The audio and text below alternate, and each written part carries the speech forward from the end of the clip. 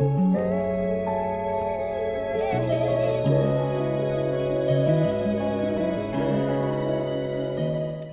right, everybody, and we are back. This is the Transition Podcast. Man to God, and I'm your host, Rashad McCants, with another explosive interview. Now, everybody that's tuning in, I want you guys to know something that's very important. Wine. Wine is very important, especially for adults. And the reason I'm bringing this up is because the special guest that I have today is a wine connoisseur, and she has created her own ecosystem, her own club, membership club, so to speak. And I'm telling you guys right now, what we're about to unpack in this space is very important because we want to know how wine not only got here, but how is it going to stay here. And the person I have today, please help me introduce Aubrey. How do you say your last name? Terrazas. Terrazas. Aubrey Mhm. Terrazas. And she is based out of Portugal, and she is the founder of the Palette Club. Thank you for coming on board today and joining us with this information about wine. Please, introduce yourself. Let us know, a little bit about you and where you're from, how you got into this space.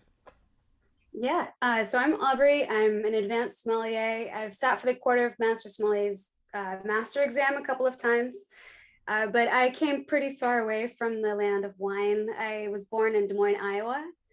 And I mean, my mom didn't even know how to pronounce sommelier until like 3 years ago. I don't think anyone knows how to No, pronounce it. even in the industry, we don't know, so don't worry. Right. But yeah, it was just kind of like I moved around a lot the Midwest growing up, and I started waiting tables when I was 14, which was my second job. My first job was actually detasseling corn, so that's how country I Oh, am. wow. Yeah, you wouldn't guess it now. But yeah, when you're in the service industry, then it's pretty easy to develop a passion for wine because you start working at nicer places with nicer wine lists, and you have a great education opportunity and access to wines that a lot of people may never get to drink. And so it was kind of a natural path in that way. I dabbled in some other different careers, but then I always kind of circled back to wine. I didn't know that I was going to be a sommelier when I was waiting tables at 14, but yeah, eventually I went to Chicago, San Francisco, France, and then yeah, I was traveling over in Portugal over the summer, but I'm in Bordeaux right now. Oh, okay. So, I mean, that sounds like such an exciting journey thus far, being able to, find that passion and stick to it. But what other passions did you go through, as life started to project things that you like and things that you desire? What are the things, passions that you went through and transitions along the way? Yeah, well, I originally went to school to be an actor, which is what I guess a lot of waiters also do. uh, and I had a scholarship at my junior college, and then eventually I just, as much as I was passionate about it, I think that sometimes you have to decide at what point you pursue a career that follows your passion, and maybe something that is going to be more stable and that you're also passionate about. Yeah. Wow.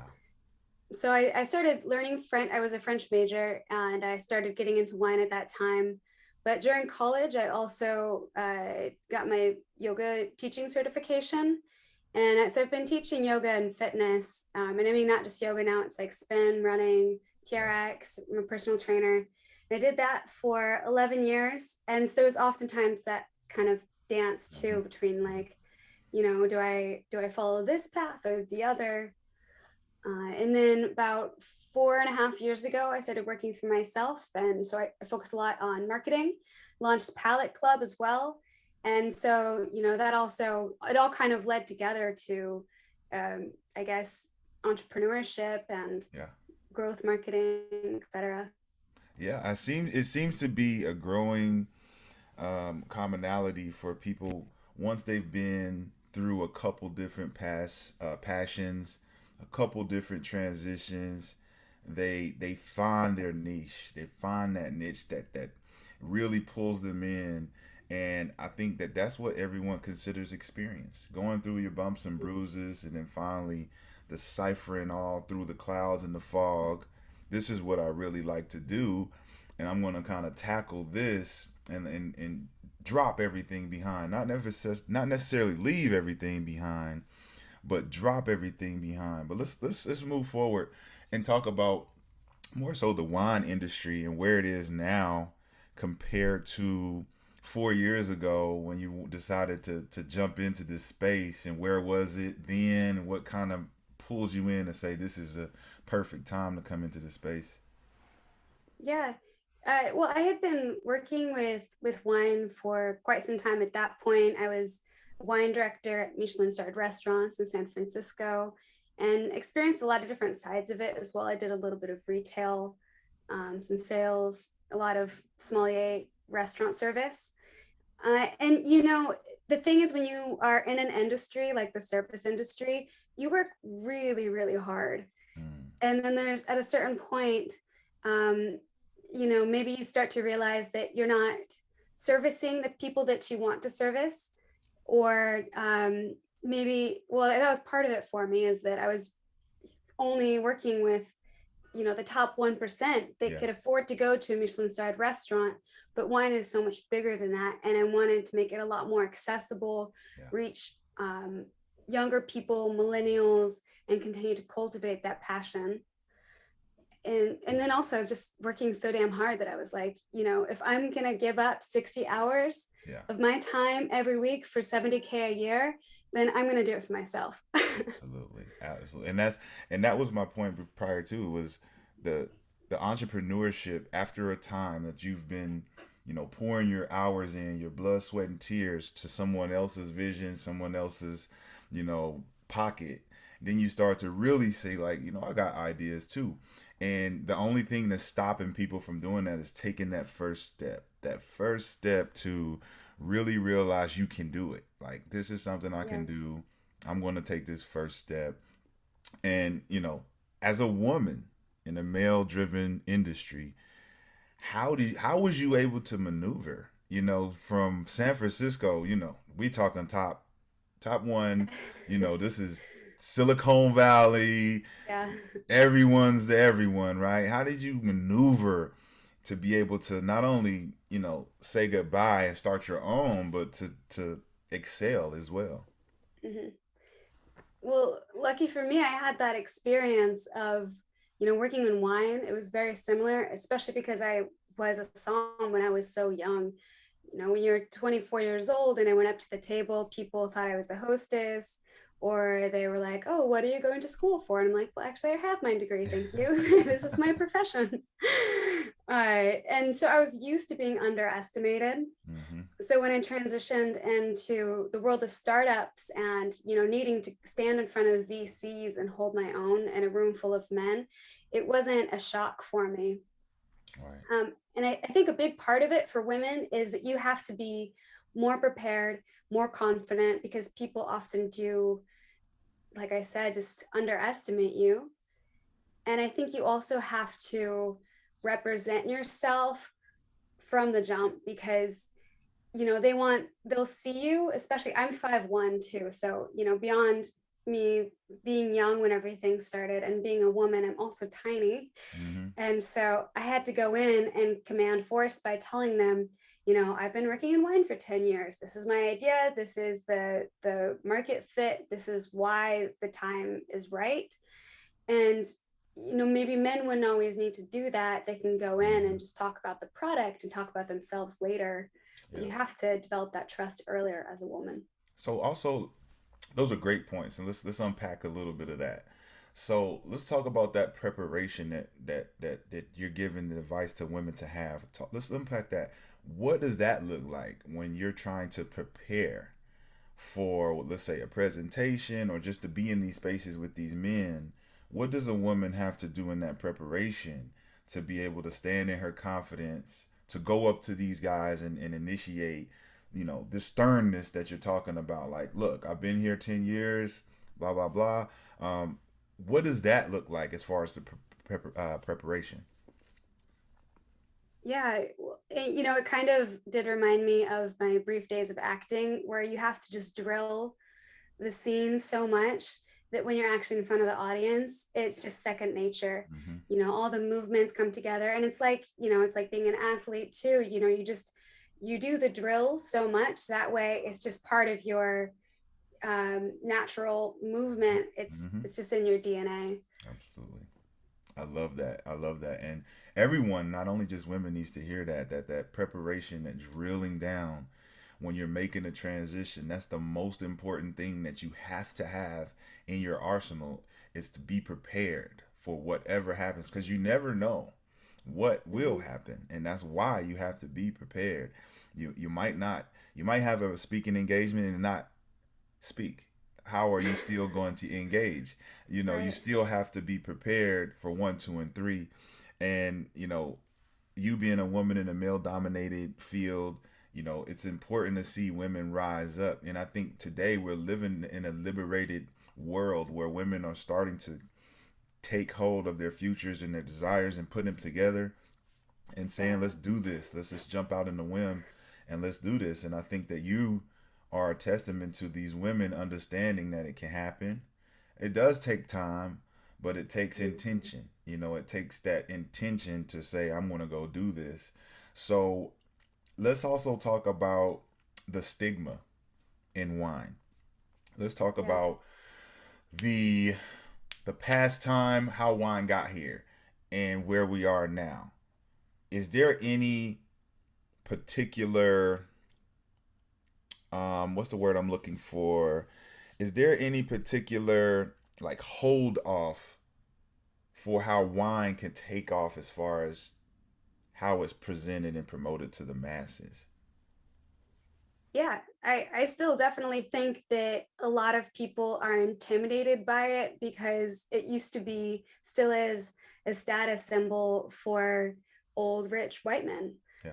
And so I think that even beyond people turning themselves off because it seems too complicated, it seems too expensive, also maybe they don't want to be identified with that. So they're like, oh no, man, I'm not a snob.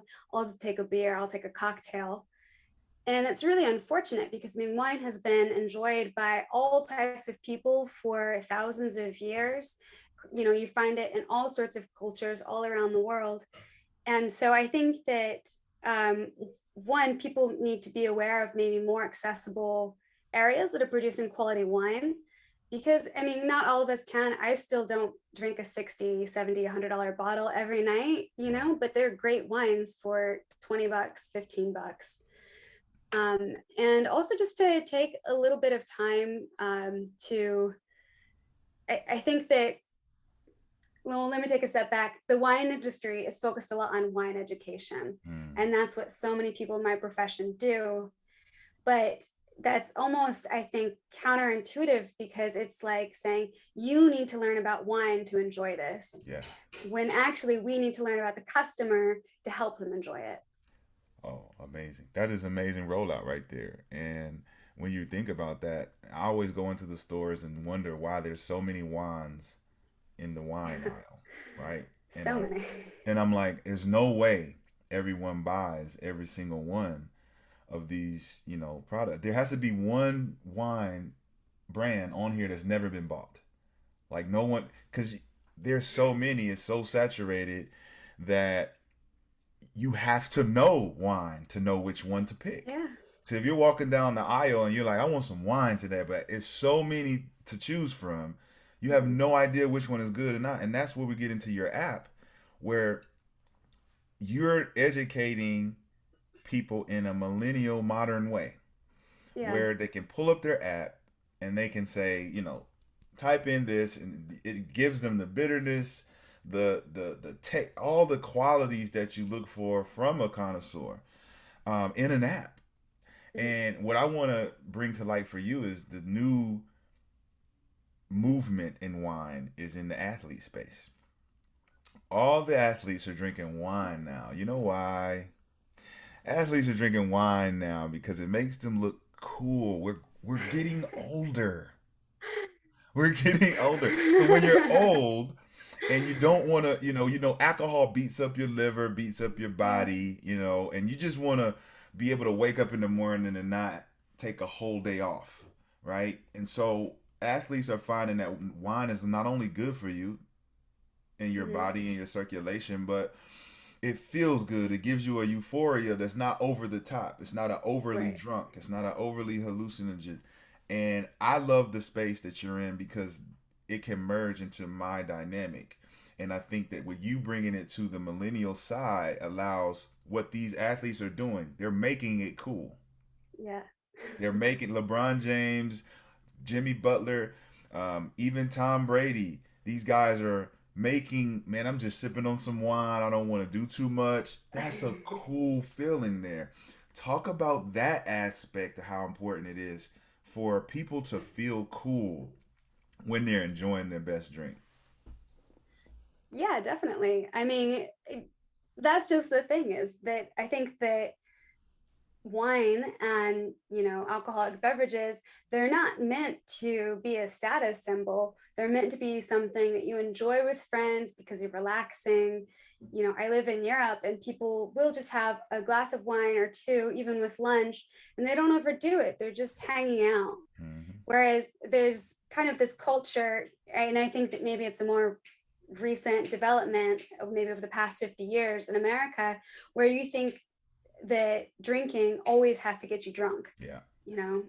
And so wine is that happy balance where, like, maybe you do have more than two glasses of wine, but it's a little bit more chill. You're not, you don't think of it in the same way as doing tequila shots where, Yeah. like, you don't, that's not your spring break drink of choice. Right. Right. It's kind of like you have a cigarette, you have a hookah, and then you have cannabis.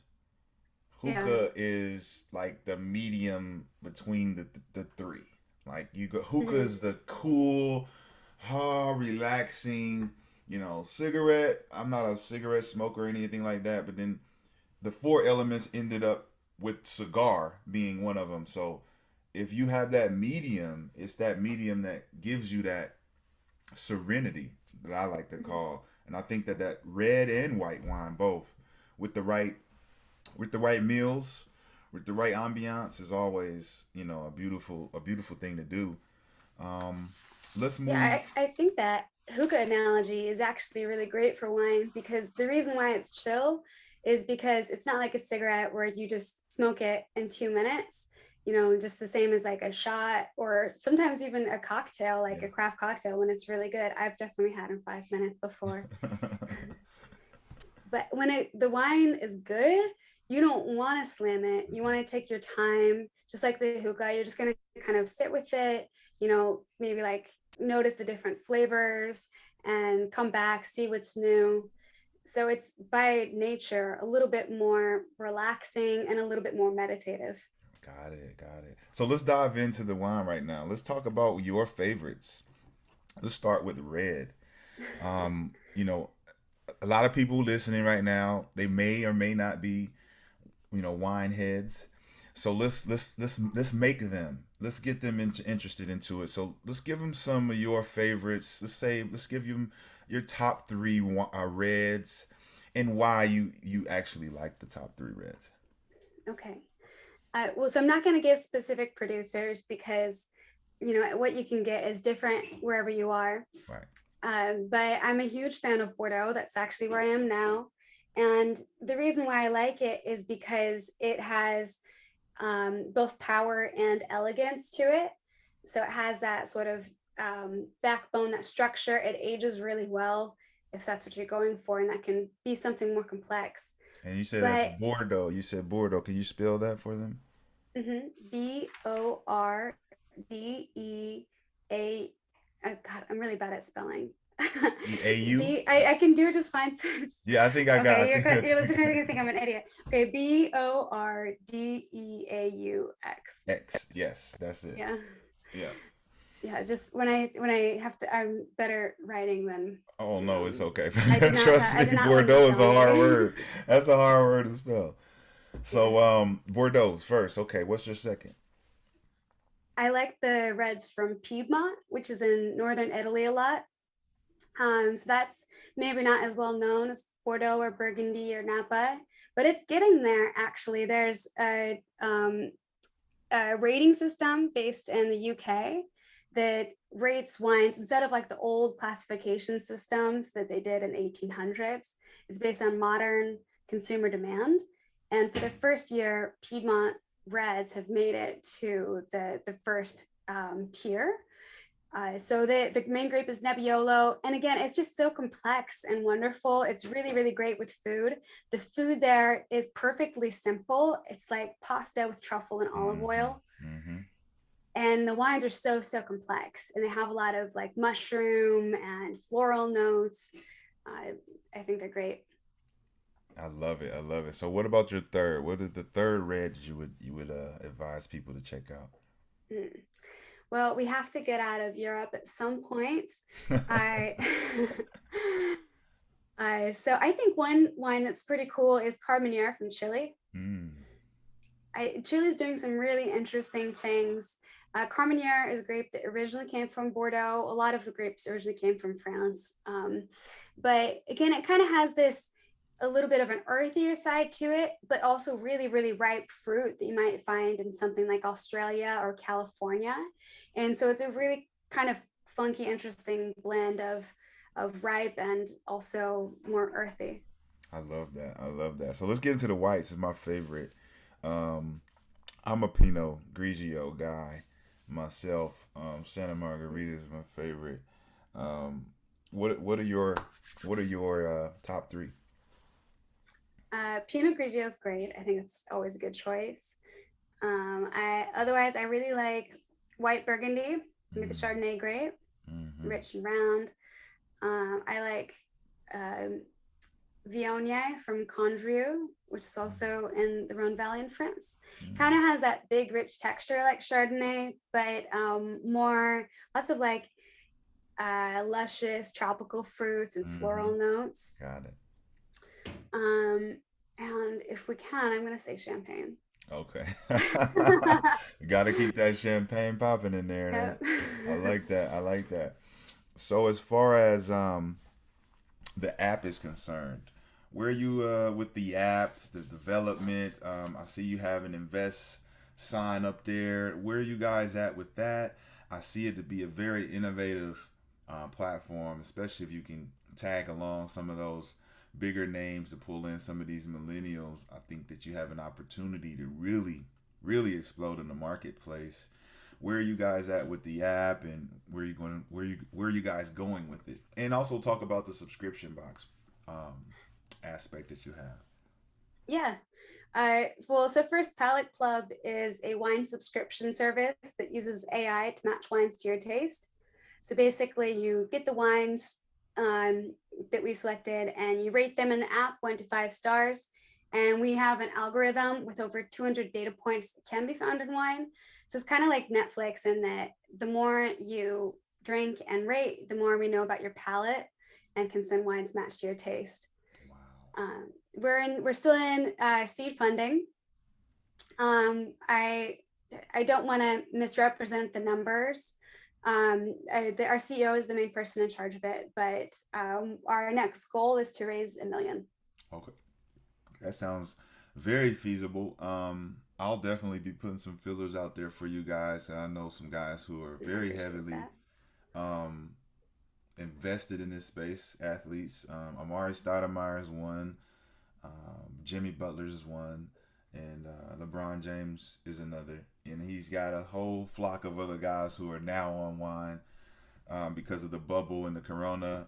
During that time, everybody was Mhm. shipping in wine to the bubble. And that's why Mhm. it's so fascinating to have you on the show today to speak about that. The app is so next level. I want to share with you one of my business visions that I had to see what you thought about it. It was called Merlot, and I only call it that simply because it identifies with the wine industry. But it's a virtual reality platform, and it was a specific segment of my platform that I wanted to unveil, which was going to be wine tasting, food tasting, and real estate house shopping, I guess you would say. Hmm. So, in the app, you would pick a destination and we would throw an event there. This destination would be a house that everyone is looking to buy, a nice, big, luxurious house. And we would there have wine tasting there. We would have top chefs there cooking up meals, and it would be an ambiance. So this would be for members only that are looking for real estate opportunities to buy, also looking for wine opportunity to taste, and then enjoy food. And we wanted it to make it like an experience. So if you wasn't there physically, you can be there in virtual reality, and that's where your app and the whole tasting and being there but not being there gave us the idea. And so when you became a guest on the show, it immediately resurfaced, because this was about 3 years ago. I came up with this concept idea, and it just popped back up like, wow, she's in an industry and she's doing the same type of thing that I was doing, which was trying to make it more prevalent to the millennials. So if you were someone interested in wine, you could also be interested in food and also be interested in real estate. And that brings the culmination of the three together. So that gives me a lot of excitement into your venture. And please take my ideas and run with them. And that's the reason why I said that, because it's something that you're already in the space with. And it can be accommodated in Europe, in the snap of a finger, because you guys have the access there. But I think for what we're talking about today, I just really wanted to get everyone to understand your transition into the business and where you are now with being able to be 4 years in, after really transitioning into it after years of being into it, but also taking the steps saying, I'm going to really help people understand wine. And that to me is powerful beyond measure. And I want to commend you for taking the steps and really shaking that leg and saying, I can do it on my own. I think a lot of our listeners love to hear that. I think with the last thing we want to go with is we ask a question to our guests before they exit, what they think about these three words. And these three words for us are going to be, I'll give you one word at a time, and I'll ask you what first comes to mind and why. All right? Okay. First word, transition. Transition to me is just a natural part of life. It's just growth. Growth. I love it. Second word, transformation. Transformation. It's the word that came to mind was evolution. I think that transformation happens when it's a lot of times we think about it becoming something else entirely, but it's actually more of an evolution of all of the different pieces we've picked up. I mean, today we talked about how like acting and fitness, like all tied into what I'm doing now. And people might not see it on the surface, but it made me stronger. Oh man, I love it. So the third word, transcendence. Transcendence. Well, of course, now you're speaking to my yogi side. Mm-hmm. Yeah, I think that transcendence happens when you're able to connect out with an energy outside of yourself and find just peace in that. So you have a yogi side. Let's tap into that.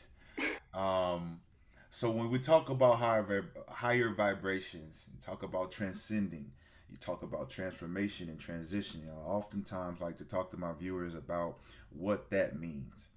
That's the awareness. That is taking the risk. That is having accountability. That is being patient and perseverant. And a lot of these things elude a lot of people because they don't want to sit alone and be quiet and listen to their intuition. And so the three words that we always shelf out to our guests, we want them to understand that these three words are the dynamic processes of becoming who you want to be when you find out who you are. And that's a lot of what we talk about here on the Transition Podcast is, who are you? Who do you want to be? And then how are you going to get there? And what you've explained to us through those three words is understanding that it takes time, you can do it, and are you willing to accept the challenge? Are you willing to accept the challenge? And I think with, a lot of people, they're scared to accept the challenge.